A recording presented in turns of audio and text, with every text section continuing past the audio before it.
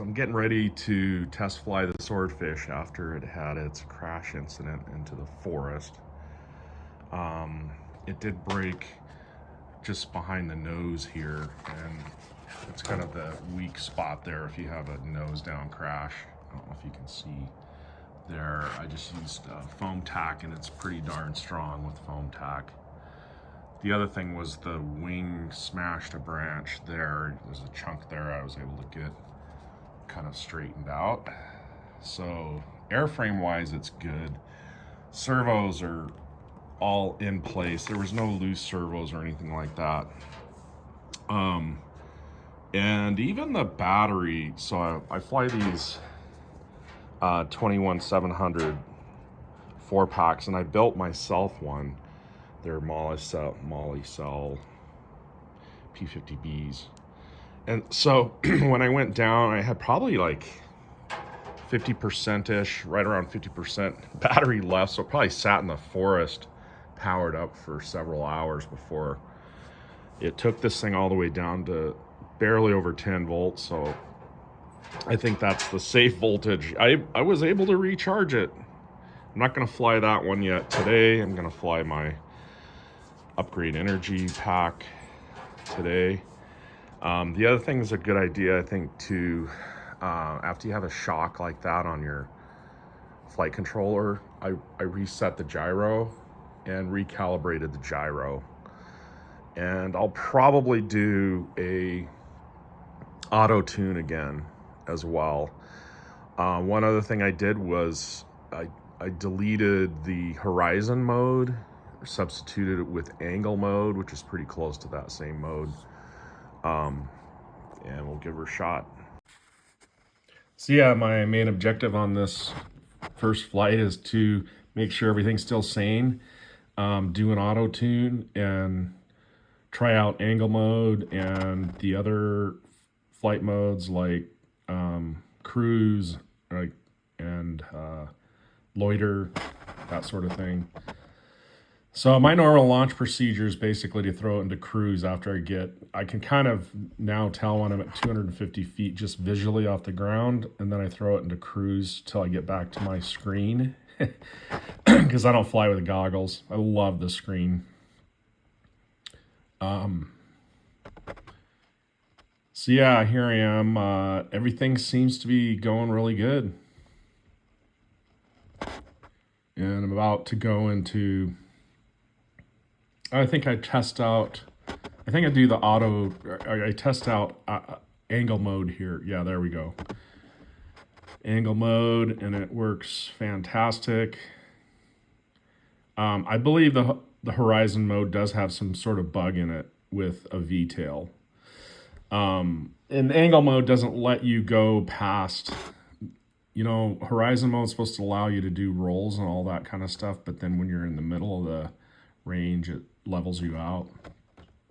But yeah, I think that's what crashed my aircraft. So now I'm in auto tune, and so all this wiggling, you're supposed to go extreme right, extreme left, and go back to center.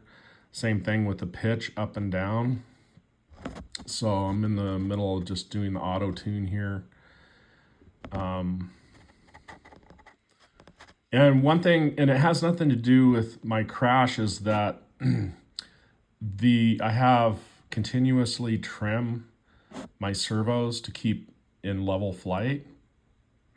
And I've always noticed that my right aileron, the trim that iNav does, it only does one aileron and not both. Instead of doing differential aileron, it only trims the, I'm thinking maybe it just trims the one that goes down.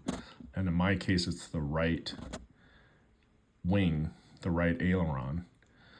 So when I was doing these extreme pitches, when I pitch up, it wants to roll right, and that's because of that aileron.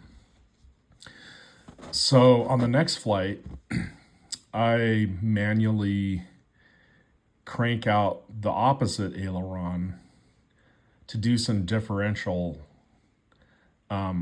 trim on the aircraft to try to get some of that right aileron out, and it actually works. That's the next flight here. So yeah, basically just finishing up the auto tune, and then I'm going to test out cruise and loiter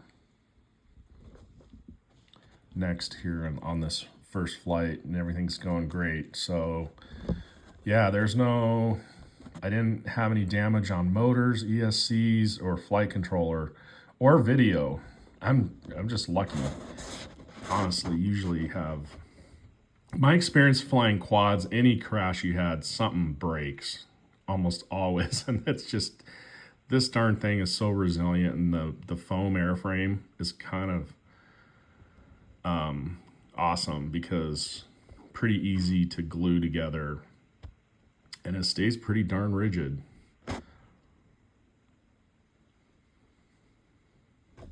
So anyway, then I come in for landing because I want to save that auto tune. The procedure is gotta bring it down, disarm, and then save.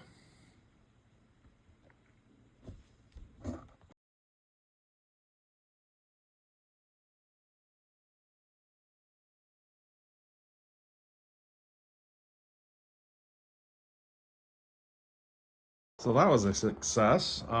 Really happy with that.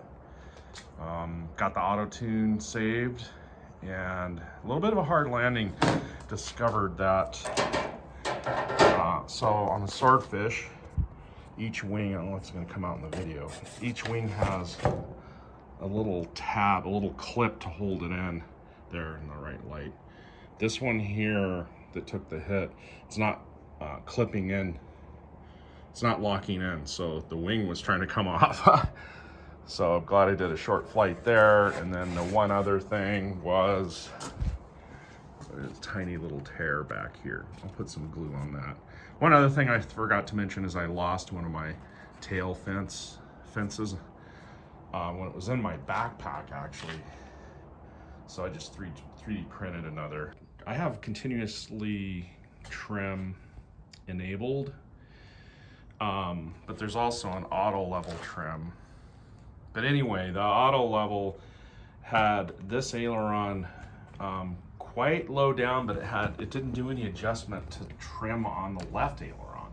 So I manually moved the servo out to make a manual deflection on the opposite aileron, and that brought it way down. This is a current setting, which is way better than what it was. So now it doesn't pitch up. I mean, it doesn't roll left when I pitch up. So this is the flight where I enable auto level trim mode. And there's a procedure where you save it. And I don't know if you guys know, I also have the checkbox to continuously trim servos. So I don't believe it's necessary to use the auto level trim mode and then save it, but I did anyway, just in case it did make a difference. But yeah, this is the flight where I throw it into the auto level trim mode. There you can see it. You have to be in either angle or horizon mode, I believe, for that to work. So I went ahead and did the procedure there. You have to leave it in that mode when you land and disarm, and then save, and then you can take it out of the mode. So being satisfied with the airworthiness of my Swordfish, I decided to take it out for a longer range run, and so I'll leave you with that. That's this video here. I might just go ahead and narrate along on this one. I didn't go way out. I didn't go three and a half miles out this time.